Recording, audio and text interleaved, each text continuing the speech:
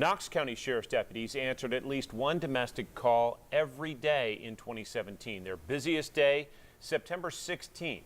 A report released to 10 News shows deputies responded to more than 5,000 domestic violence calls last year. Many of those came during big events that brought crowds of people together. WBIR 10 News anchor Aaron Wright joins us with more on why these calls are so dangerous. Aaron? Rob and John, these numbers paint a picture of the situation Knox County deputies see every day.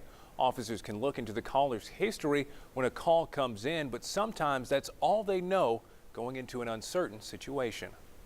One officer killed and 4 hurt in what police are calling an ambush-style shooting in Colorado. It's a sad day for law enforcement. We lost an officer. KUSA reports the shooter lured officers to his home with a disturbance call. That scenario is the nightmare situation facing officers responding to domestic situations. A domestic violence call is one of the most dangerous calls we can answer in law enforcement. There's so many different variables that these officers are going into.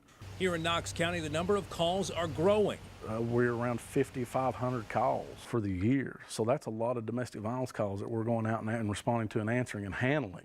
In 2017, Knox County recorded 1 call every day. A handful of those days were in the single digits, with the most at 36 calls falling the same day as the UT football game against Florida. You know, any type of event or a holiday or anything when families are having that opportunity to gather or get together, that's going to increase the opportunity for domestic violence.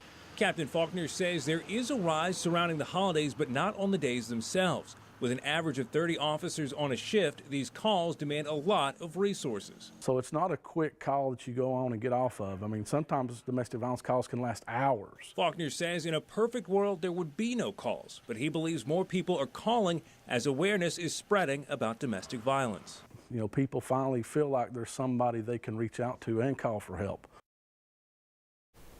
In addition to answering calls, the Family Crisis Unit works to provide resources to people involved in these cases. That means following up at the hospital if necessary and even going to court to support victims.